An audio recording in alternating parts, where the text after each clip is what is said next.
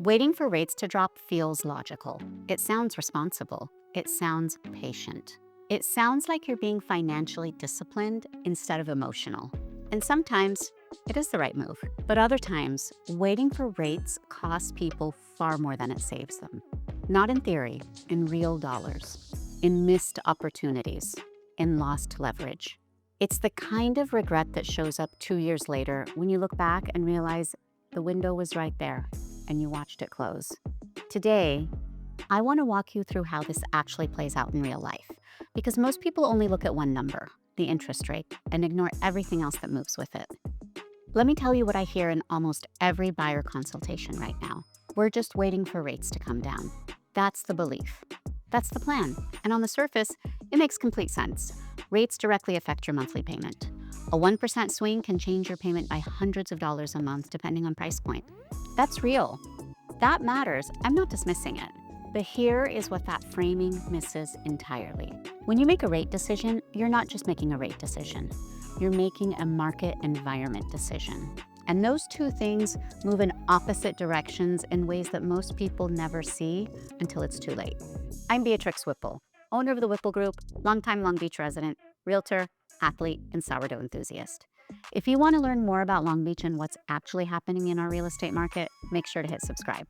Here's what we're covering today. First, why the market environment matters more than the rate headline. Second, the math most buyers never run and why incomplete math leads to expensive decisions. Third, a concept that changed how I think about this permanently. You can refinance a rate. You can't refinance a purchase price. Fourth, what actually happens in the market the moment rates drop in any meaningful way. Fifth, when waiting genuinely is the right move, because sometimes it is, and I want to be straight with you about that. And sixth, how to actually make a smart, personal, math-based decision instead of a headline decision. Let's get into it. Let's start with why everyone is so fixated on rates. Rates have become the headline. Every conversation starts with, what are rates doing? Every buyer consultation eventually turns into, we're just waiting for rates to come down. And I understand why. But here's the problem. When everyone focuses on the same metric, behavior shifts around it. When rates are high, a chunk of buyers step back. They pause. They wait. They say it doesn't feel like the right time. What happens when that group steps back? Competition softens. Open houses are less crowded. You're not fighting 10 offers. Sellers are more realistic. Concessions become a real conversation. You can negotiate repairs. You can ask for credits. You can structure deals more thoughtfully. Now flip it.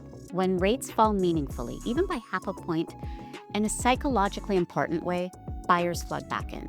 The people who've been waiting for 2 years re-enter at once. Inventory doesn't magically double just because rates drop. So now you have more buyers chasing the same number of homes. Multiple offers return quickly. Sellers get confident. Concessions shrink. Negotiating power disappears.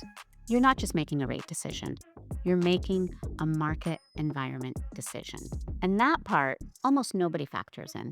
And once you understand the environment piece, you realize the math most people run is actually missing half the equation. Let me show you what I mean. Most buyers compare one thing, 6.5% versus 5.5%. That's incomplete math. You need to look at purchase price, rate, negotiating power, concessions, competition, and long-term appreciation together. So let's use simple numbers. If you buy at $1 million at 6.5% in a softer market environment and you negotiate $20,000 in seller credits and maybe even get a small price reduction, that's one scenario. If you wait and buy the same house at $1,075,000 at 5.5% in a competitive environment with no concessions and multiple offers, that's a different scenario entirely. Your rate's lower, your price is higher, your leverage is gone. Over the life of the loan, you may not be saving what you think you're saving, and that doesn't even factor in appreciation that occurred while you waited. I see this in Long Beach, specifically in the $1 to $1.5 million range all the time. Buyers anchor to the rate and ignore the environment. Blanket advice like just wait for rates to drop, it's financially lazy. The right answer is always personal and math-based. And here's the thing, running these scenarios on generic numbers only gets you so far. If you want to see what this actually looks like with your specific purchase price, your down payment, and your timeline, I have a free Long Beach relocation guide in the description that gives you a framework for thinking through this decision the right way. Grab it. use it. It's free. But let's keep going, because the next concept is the one I wish every waiting buyer would hear before they make their decision. Here's another layer that most analytical buyers miss entirely. You can refinance a rate. You cannot refinance a purchase price. Read that again. If you buy at a price that makes sense in a softer market environment and rates drop later, you have an option. You refinance. You capture the lower rate. You keep the price you negotiated when you had leverage. But if you wait and prices climb and competition pushes values higher, you can't call your lender and refinance your purchase price down. That is permanent. The price you pay is locked in. The equity position you start from is locked in. And the leverage you gave up to get there, you're not getting that back. That's why I tell buyers the rate is the adjustable part of this equation. The price isn't. Now, let's talk about what actually happens in the market the second rates drop, because most people imagine a slow, gradual shift. That's not what I've seen. Here's what actually happens. Demand surges. Not gradually, fast. Buyers who've been sitting on the sidelines for months, sometimes years, all feel the green light at the same moment.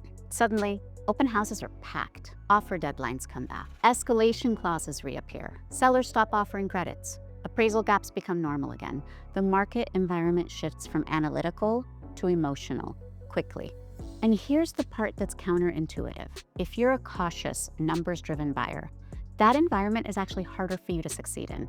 You're competing against urgency. You're making decisions faster. You're waving more. You're stretching more. That doesn't feel comfortable for people who like to do their homework and move deliberately.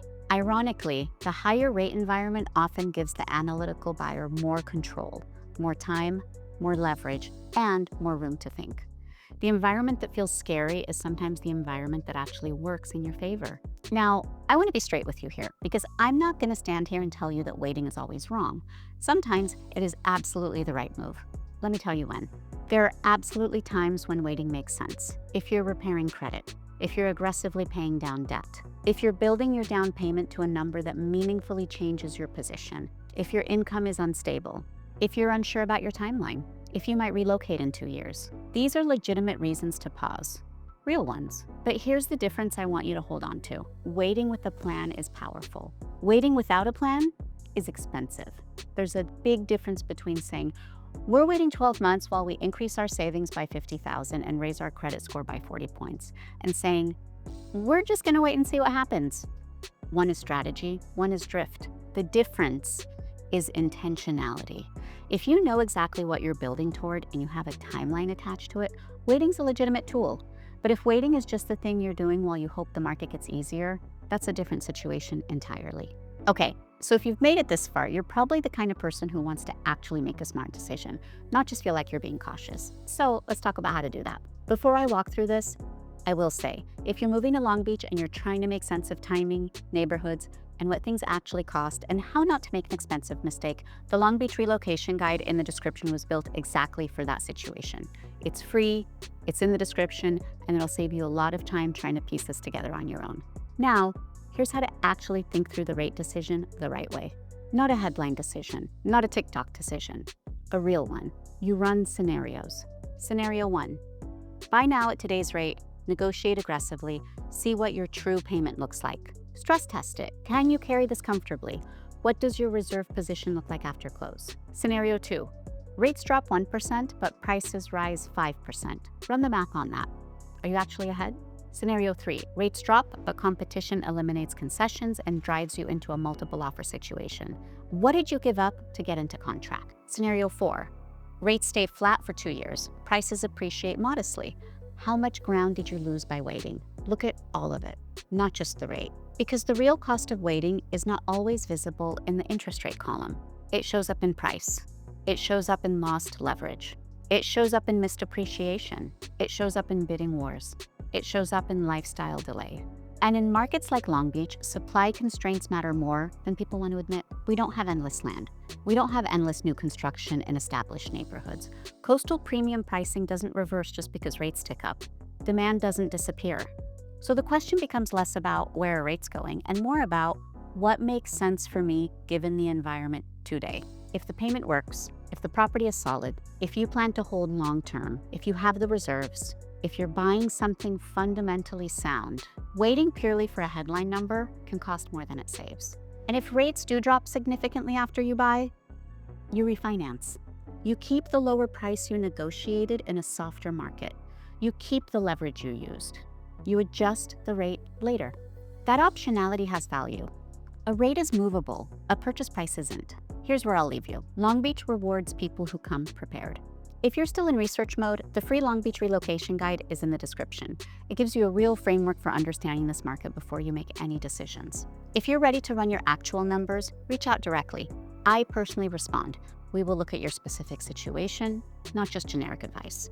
Hit subscribe. Real numbers, real market, no noise. I'll see you in the next one.